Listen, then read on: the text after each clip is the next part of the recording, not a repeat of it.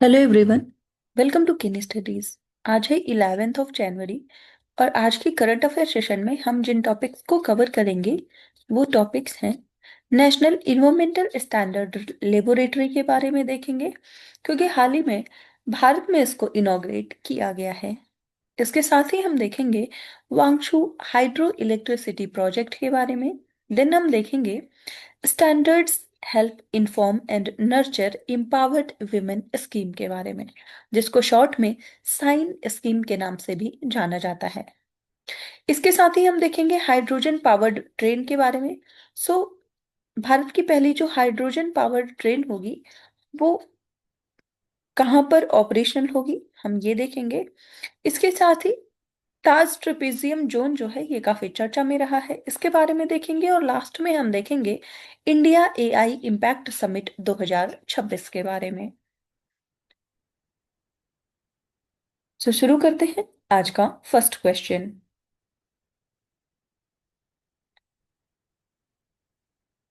With reference to the recently inaugurated national environmental standard laboratory, consider the following statements. So हाल ही में उद्घाटन की गई राष्ट्रीय पर्यावरण मानक प्रयोगशाला जो है इससे संबंधित कुछ कथन दिए गए हैं जिन पर आपको विचार करना है। फर्स्ट स्टेटमेंट है, it is the world's first facility dedicated to testing air pollution equipment under tropical conditions. And second, the facility is established at the CSIR National Physical Laboratory in New Delhi. And third, India is now the second country in the world after the United Kingdom to have such a national level facility. और यहां पर आपसे correct statements पूछे जा रहे हैं। आपको बताना है नेशनल इन्वायरमेंटल स्टैंडर्ड लेबोरेटरी से संबंधित यहां पर कितने ऐसे स्टेटमेंट्स हैं जो कि करेक्ट हैं।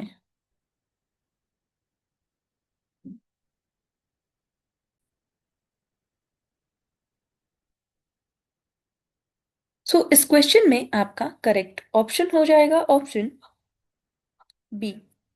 यहाँ पर सेकंड और थर्ड स्टेटमेंट आपका जो है ये करेक्ट है, जबकि फर्स्ट इनकरेक्ट है, क्योंकि ये वर्ड की फर्स्ट फैसिलिटी नहीं है, सेकंड है। फर्स्ट जो थी वो इनॉग्रेट की गई है यूनाइटेड किंगडम में। आपने देखा थर्ड स्टेटमेंट में इसका जिक्र किया गया है। आप यहाँ डिटेल में देख सकते हैं। So the National Environmental Standard Laboratory was inaugurated at CSIR NPL, New Delhi. While it is an apex facility for testing under Indian climatic conditions, and it is the world's second such facility, not first. So only the United Kingdom previously held this distinction, and the significance of NESL lies in providing trackable and standardized environmental data, reducing India's dependence on foreign certification, which often uses standards not suited for the Indian subcontinent. So, this facility will support the National Clean Air Program by ensuring that air quality monitoring instruments are accurate and reliable. So, it also bolsters the Make in India initiative by helping domestic startups and MSMEs in the environmental sensor market.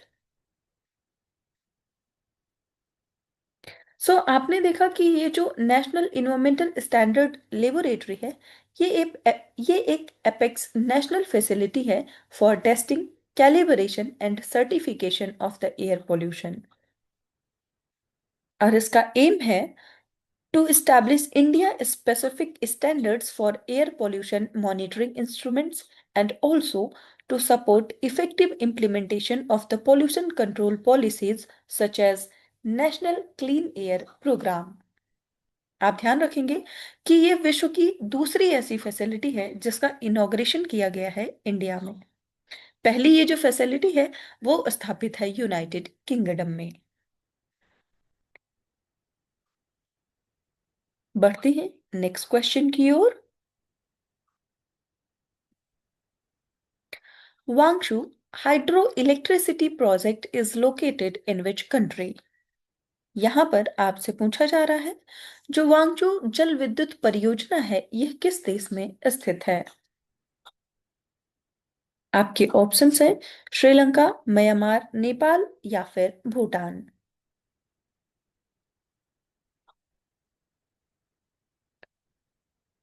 और इस question में आपका correct option हो जाएगा option D. सो ये संबंधित है भूटान से। आप देख सकते हैं the Adani Group has started the 570 megawatt Wangchu hydroelectricity project in Bhutan. So it is a run-of-river hydropower project on the Wangchu River in Chuka district of Bhutan.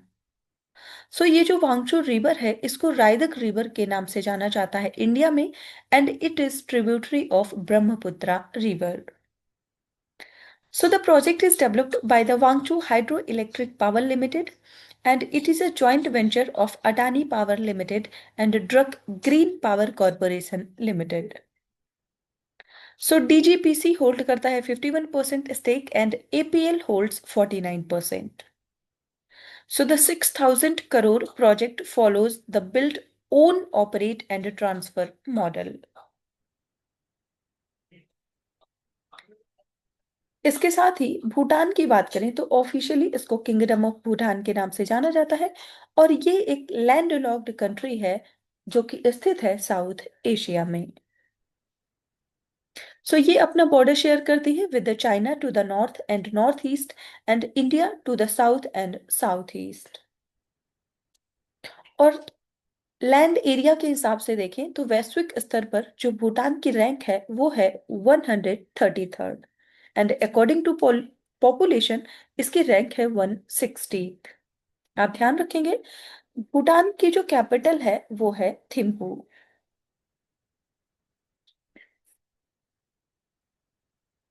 बढ़ते हैं नेक्स्ट क्वेश्चन की ओर.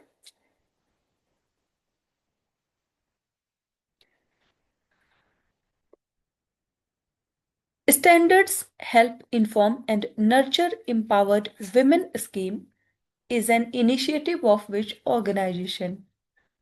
यहां पर आपसे पूछा जा रहा है standards help inform and nurture empowered women जो योजना है जिसको हम शाइन योजना के नाम से भी जानते हैं यह किस संगठन की पहल है? आपके ऑप्शंस हैं national skill development corporation, bureau of Indian standards, NITI Aayog या फिर ministry of women and child development.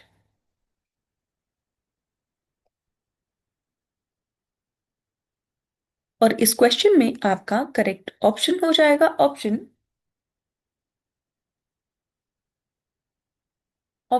B. सो ये स्कीम है ब्यूरो ऑफ इंडियन स्टैंडर्ड्स की. आप देख सकते हैं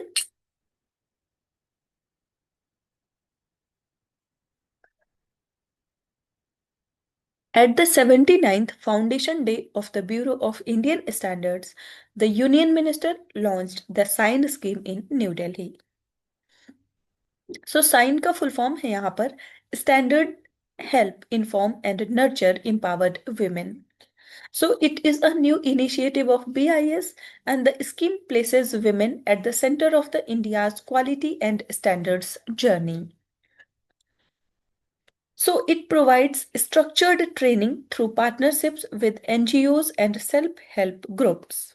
So it empowers women with the knowledge to ensure safety, quality, and family protection. And the scheme also helps strengthen livelihood and community awareness. सो आपने देखा कि हाल ही में ब्यूरो ऑफ इंडियन स्टैंडर्ड्स ने अपना 79th फाउंडेशन डे सेलिब्रेट किया.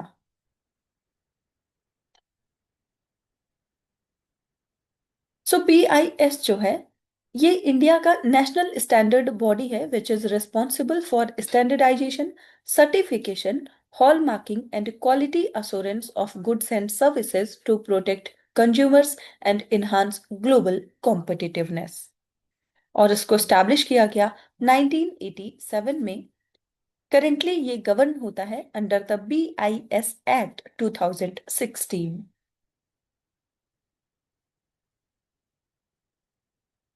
बढ़ते हैं नेक्स्ट क्वेश्चन की ओर।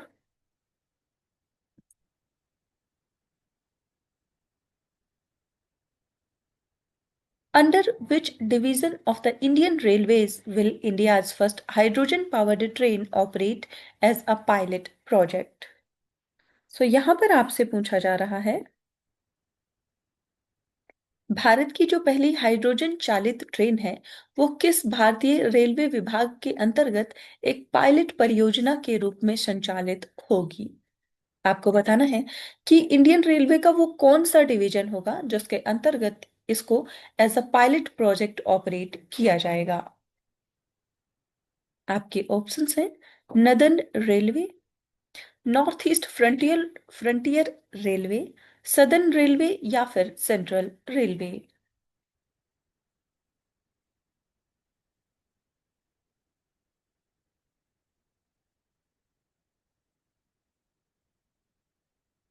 और इस क्वेश्चन में आपका करेक्ट ऑप्शन हो जाएगा ऑप्शन ए। ये डिवीजन है northern railway.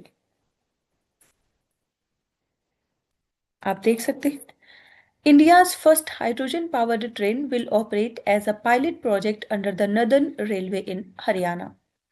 The pilot service will run on the Jind Sonipat route in Haryana. Manufacturing of the hydrogen train set has been completed and commissioning is in the final stage. Northern railway project का जो role है वो है execution of pilot hydrogen train operations, coordination with state power and railway authorities, and also demonstration of clean fuel feasibility for rail transport. First hydrogen powered train है ये, पहला ऐसा train को लेकर के इनिशिएटिव है भारत में। बढ़ते हैं नेक्स्ट क्वेश्चन की ओर।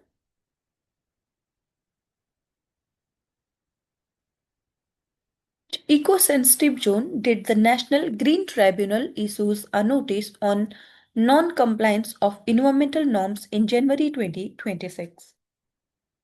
यहाँ पर आपसे पूछा जा रहा है, जनवरी 2026 में राष्ट्रीय हरित न्यायाधिकरण ने किस पर्यावरण संवेदनशील क्षेत्र को पर्यावरण मानदंडों के अनुपालन न करने के संबंध में नोटिस जारी किया है? आपके ऑप्शंस हैं Taj trapezium zone, Sundarban reserve zone, western Ghats eco sensitive zone या फिर नीलगिरी बायोस्फीयर रिजर्व। आपको बताना है कि हाल ही में पर्यावरण मानदंडों का पालन न करने के कारण जो नेशनल ग्रीन ट्राइब्यूनल है उसने किसको नोटिस जारी किया है? और इस क्वेश्चन में आपका करेक्ट ऑप्शन हो जाएगा ऑप्शन ए। ये नोटिस जारी किया गया है ताज ट्रेपेजियम जोन को। आप देख सकते हैं, the National Green Tribunal issued a notice to the Union Government and the Uttar Pradesh government over non-compliance with the environmental norms in the Thas Trapezium zone. ये जो ताज ट्रेपेजियम जोन है ये एक इको सेंसिटिव एरिया है of about 10,400 square kilometre, created to protect the Taj Mahal from pollution and ecological degradation. It covers Agra region and includes heritage sites like Taj Mahal, Agra Fort, and Fatehpur Sikri. This regime was established based on Supreme Court directions in MC Mehta versus Union of India to enforce strict pollution control measures. Tree felling within 5 km of the Taj Mahal requires prior permission as per Supreme Court direction in the MC Mehta case. NGT की बात करें तो इसको establish किया गया under the NGT act 2010। और ये ensure करता है speedy and effective disposal of cases related to environmental protection and conservation.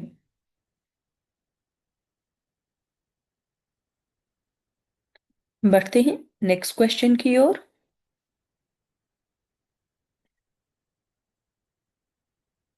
Consider the following statements regarding India AI Impact Summit 2026 and its Sutra Chakra framework.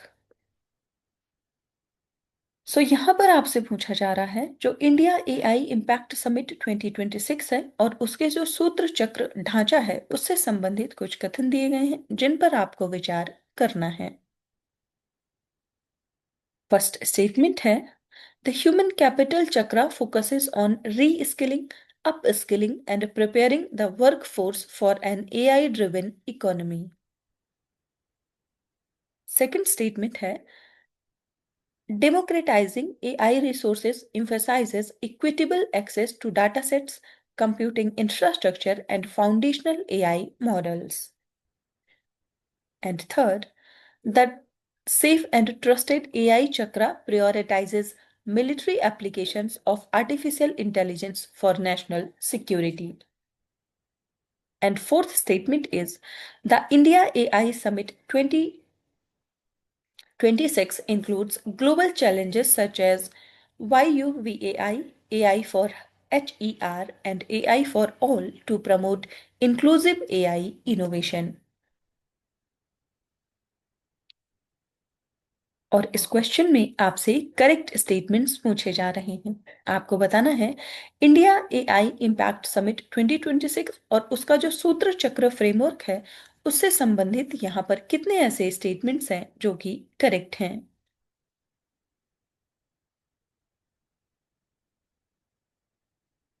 और इस question में आपका correct option हो जाएगा option C.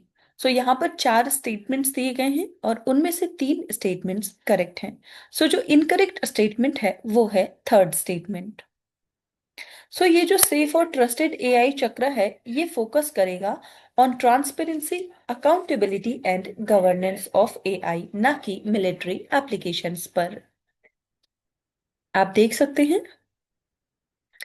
India is hosting the India AI Impact Summit 2026 is structured around the Sutra Chakra framework to promote inclusive, safe, and impact driven artificial intelligence with strong Global South participation. The Human Capital Chakra focuses on skills, literacy, and inclusive workforce transitions for an AI driven future. Democratizing AI resources aims to ensure fair access to datasets, compute and foundational AI models. ये जो safe और trusted AI चक्र है ये focus करेगा transparency पर, accountability पर and the governance of AI not military applications. इसके साथ ही यहाँ पर YUVAI, AI for HER and AI for all are flagship global challenges under the summit promoting inclusive innovation. इनके बारे में बात करें तो यहाँ पर YUPAI जो है इसका फुल फॉर्म है youth for Unnati and Vikas with AI. Then यहाँ पर है AI फॉर HER। ये एक ग्लोबल इम्पैक्ट चैलेंज है for women innovators to design AI solutions for public good. और यहाँ पर जो HER है उसका उसको ऐसा डिस्क्राइब किया गया है highlighting entrepreneurs and researchers who are women. ये प्रमोट करता है जेंडर इक्विटी को, इंक्लूसिव इनोवेशन को and social impact through AI. आप ध्यान रखेंगे ये जो इंडिया एआई इम्पैक्ट समिट है इसका आयोजन किया जाएगा नई दिल्ली में। नई दिल्ली में स्थित जो भारत मंडपम है वहां पर इसका आयोजन किया जाएगा। Over 300 pre-summit events have been planned across more than 25 countries, reflecting India's emphasis on global AI cooperation. This framework aligns with India's vision of Viksit Bharat and ethical technology governance. सो आज के करंट अफेयर सेशन में इतना ही। Thank you for watching. Do like, share and subscribe.